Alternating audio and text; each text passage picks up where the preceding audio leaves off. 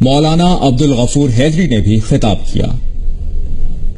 نوشہرہ میں 7 سالہ عالمی اجتماع کے دوسرے دن کے پہلے سیشن سے ایران کے عبدالغنی مدنی، بنگلہ دیش کے مولانا عبداللہ فاروقی، سعودی عرب کے عمر بن عبدالحفیظ اور برطانیہ کے عبدالرشید حقانی نے خطاب کیا۔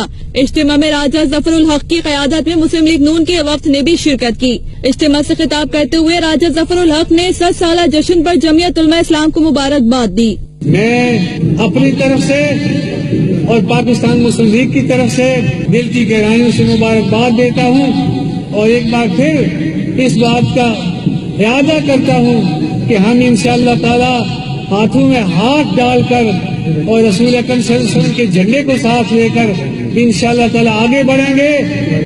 اجتماع سے خطاب کرتے ہوئے ڈپٹی چیئرمین سینٹ مولانا عبدالغفور حیدری نے کہا کہ جمعیت علماء اسلام ملک کی سب سے بڑی دینی اور سیاسی قوت ہے، اکابرین کے مشن کو آگے بڑھائیں گے۔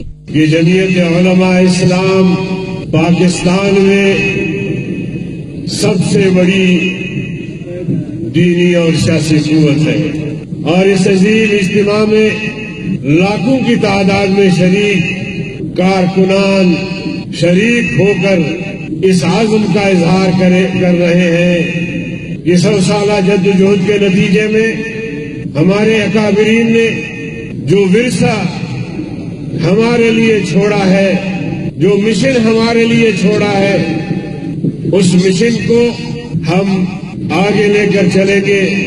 عالمی اجتماع کے دوسرے دن opposition leader Khurshid Shah, chairman senate رضا ربانی سمیت دیگر سیاسی اور مذہبی جماعتوں کے وفود بھی شرکت کریں گے۔